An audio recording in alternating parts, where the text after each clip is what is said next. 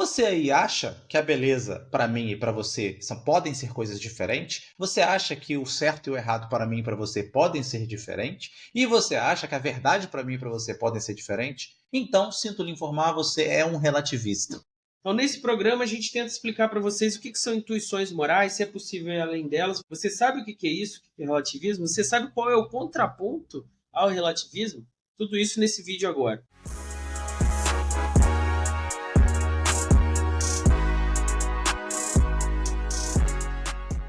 Lá atrás, não sei se vocês se lembram, teve aquele sequestro da menina Madeleine McCann. Então ela estava lá num hotel com os pais e no meio da noite ela desapareceu, alguém entrou no quarto e levou ela. Quando as pessoas normalmente ouvem uma história dessas, assistem isso no noticiário, elas têm a impressão de que algo terrível aconteceu. Ninguém fica discutindo, meu Deus, será que isso é certo? Será que é errado? Será que deu bom? Será que deu ruim? Não, a nossa intuição nos diz que algo muito sombrio, muito mal aconteceu. E essa mesma intuição a gente tem quando a gente ouve histórias sobre alguém que foi roubado, um incêndio que aconteceu, um assassinato. Então você ouve falar alguma coisa dessa, estava no Rio, no carnaval, roubaram meu celular. O cara estava no bar, tomou um tiro porque estava executando um bandido e aí os outros criminosos atiraram na direção do bar e ele morreu. A gente ouve isso e acha que tem algo ruim, algo terrível acontecendo. Por outro lado, né, se a gente fica sabendo que alguém arriscou a própria vida para salvar uma criança, imediatamente, né, nossos sentimentos, nossa razão, sabe-se lá Deus o que em nós, tem essa intuição de que isso foi algo bom, isso é algo admirável, isso é algo desejável. Esse tipo de intuição, eles são conhecidos como as éticas do senso comum. E elas servem, ou parecem servir, muito bem para a maioria das situações que se apresentam assim no nosso cotidiano. Mas o problema vem quando a gente chega em situações mais extremas, situações que a gente chama de dilemas éticos. Por exemplo, pensa na seguinte situação. Dia 6 de agosto de 1945, um piloto americano está na base aérea deles lá, carregando seu avião com uma bomba. Então ele decola da base de Tinian, no Pacífico, e está indo em direção ao Japão.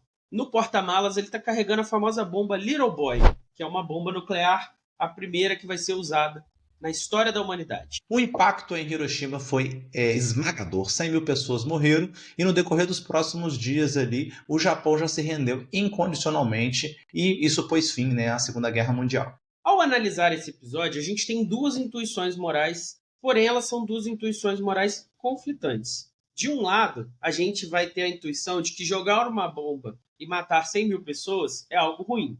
Do outro lado, a gente vai ter a intuição de que parar uma guerra mais cedo e impedir que mais mortes aconteçam é algo bom. Então as duas intuições são sobre a mesma ação, jogar a bomba de Hiroshima e depois Nagasaki, mas elas são conflitantes. Sempre que existe uma contradição na filosofia, a gente tem um sinal, a gente tem uma pista de que existe um erro, existe um problema.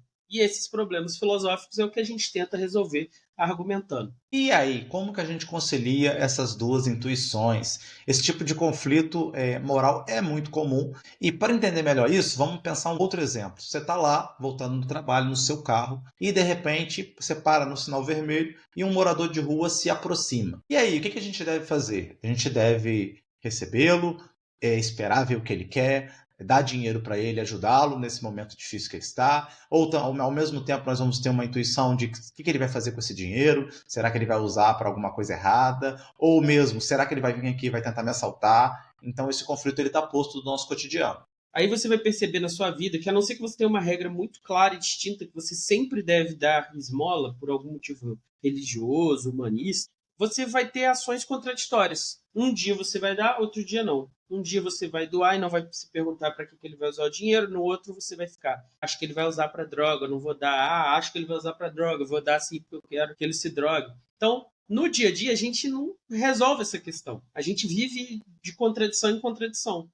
Passo meses dando, aí eu nos outros não, aí nos outros eu invento desculpa para me sentir bem. Então é isso que é a questão aqui. Se a gente confiar só nessas intuições morais, a gente não consegue nem resolver os dilemas sérios, como a bomba, nem resolver essas questões aí cotidianas. Então, o que está claro aqui é que nós precisamos de princípios morais gerais que nos ajudem a determinar por que, que essa ação é mais adequada do que aquela ação. Por que, que neste caso a ação é justa e naquele caso ela é injusta.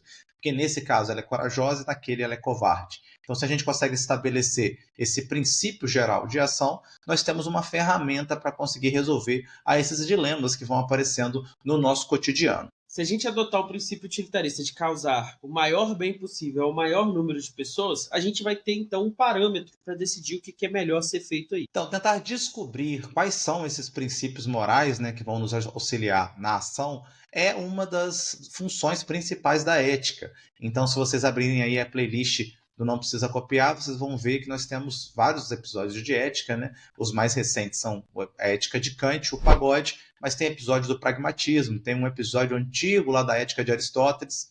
Então, nós temos algumas tentativas que os filósofos, os pensadores fizeram de tentar determinar quais seriam esses princípios que nos ajudariam a resolver esses dilemas morais ou essas situações cotidianas que necessitam do nosso critério, do nosso crivo para realizar uma ação correta. Então essa é a grande tarefa dos sistemas éticos. Não basta listar uma série de ações que pode e não pode. Você tem que oferecer um raciocínio que explique por que esse princípio é o mais importante, é o mais valorizado. E aí, essa é a grande questão ética. Existe tal princípio? E para responder a essa pergunta e outras perguntas que vão se desdobrar a partir dessa, nós temos dois grandes árvores, guarda-chuvas, né, Pedro? Você adora quando eu falo dois grandes guarda-chuvas éticos, que seriam o relativismo moral, que é o nosso tema de hoje, e o objetivismo moral. Também chamado de realismo ético. No relativismo moral, nós temos a concepção de que não há uma verdade absoluta. Então, isso também será verdadeiro, né? Curiosamente, para a ética. Então, na ética não há valores morais absolutos. O que é a mesma coisa que dizer que cada um vai ter o seu conceito de bem, o seu conceito de justo, o seu conceito de coragem ou de qualquer outra virtude que você possa pensar. Então, a gente pode dividir o relativismo em duas formas diferentes. O relativismo subjetivo e o relativismo cultural. Bom, o relativismo subjetivo diz o seguinte: os julgamentos morais eles são baseados estritamente na opinião pessoal das pessoas. Então, certo e errado é uma questão de gosto apenas. Pensa então na questão da carne. É certo ou errado comer carne? A gente fez aquele programa lá, argumentando a favor, argumentando contra. Aqui, no relativismo, é uma questão de quem está dizendo. Se eu acredito que é errado para mim. Se você acredita que é certo para você. Essa é a ideia. Já no relativismo cultural, uma coisa um pouquinho diferente vai acontecer. Se esse exemplo do Pedro foi bem individual ou particular, esse vai ser um pouco mais coletivo, levando em conta os valores culturais ou sociais daquela organização social específica. Então, por exemplo, se eu digo que a escravidão ela é um problema, eu estou dizendo, nesse caso do relativismo cultural, que a escravidão é um problema no Brasil de hoje. Porque hoje se convencionou que ela é um problema. A gente vai tentar nos próximos blocos explicar por que isso faz sentido para muitas pessoas. Mas uma coisa que a gente pode apontar é que, de fato, né, esses juízos, eles, se a gente olhar assim, o que eles estão falando, faz algum sentido. Por exemplo, os relativistas vão apontar que não existe um ponto de vista neutro pelo qual você seja capaz de determinar com 100% de objetividade o que é o melhor, o que é o pior. Então, no caso de Hiroshima e Nagasaki, eles te convidariam a olhar da perspectiva de um soldado americano que está na guerra já há anos e que está vendo seus amigos morrerem, que está sendo massacrado e mesmo assim tem que continuar lutando porque os japoneses não se rendem. Do ponto de vista desse soldado, é ótimo jogar a bomba porque vai acabar a guerra e ele vai voltar para casa. Já do ponto de vista dos japoneses, eles vão dizer, é uma catástrofe terrível. Eles estavam ali dispostos a lutar até o último homem, e aí uma nova tecnologia de aniquilação em massa, nunca antes vista, que deixa sequelas inimagináveis é jogada sobre eles, e eles, sem nem entender completamente as consequências dessa tecnologia, vem esse horror, 100 mil pessoas arrasadas de uma só vez, e aí isso é uma tragédia terrível. O ponto do relativista é esse. Nessas duas perspectivas, a gente vê um retrato completamente contrastante da mesma ação. E por outro lado, né, o objetivismo moral ou realismo moral defendem que existem valores universais. Né? O que seriam valores universais? Que independente de tempo histórico, de cultura, de sociedade, de língua, Isso é absolutamente irrelevante para o fato de que a razão humana ela identifica alguns valores como valores morais positivos, valores morais desejáveis. Então, para estes, as normas éticas, elas são descobertas, desveladas e justificadas racionalmente. E é por isso que elas podem ter um valor objetivo ou um valor universal, porque a razão ia conseguir justificar para todos os seres racionais, por isso independente de cultura, sociedade ou língua, que estes são os melhores critérios para a ação humana. Um realista ético argumentaria o seguinte: certas normas, e vocês já viram alguns exemplos deles aqui, como a gente já falou, como o Rodrigo já falou. Certas práticas, como por exemplo a tortura, são erradas em qualquer situação, em qualquer contexto, em qualquer cultura.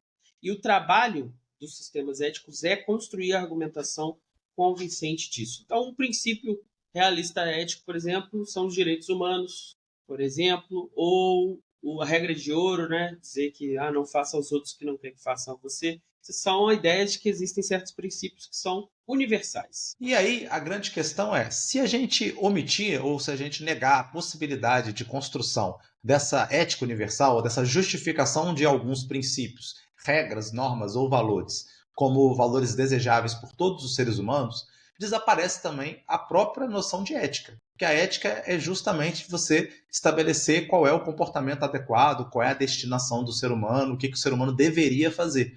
Se a resposta a essa pergunta vai ser absolutamente relativa para cada indivíduo, então é o mesmo que você falar que não existem esses princípios, não existe a possibilidade de você construir uma ética. Cada um vai fazer o que lhe apetecer, simplesmente. Então esse é o nosso desafio de hoje. A gente já está careca de ver aí os realistas morais, vocês já ouviram vários programas sobre eles. Hoje a gente vai olhar o relativismo.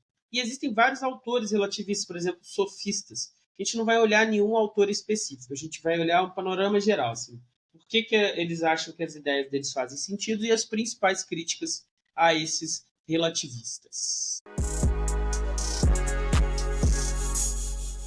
Depois de ouvir tudo isso, você era um relativista, continua sendo? Nós ainda não apresentamos para vocês todos os problemas disso, mas vocês já viram aonde isso pode dar. Continua relativista? Você é inimigo dos relativistas como eu, que odeia o relativismo? Fala aí nos comentários para nós como é que vocês estão nisso.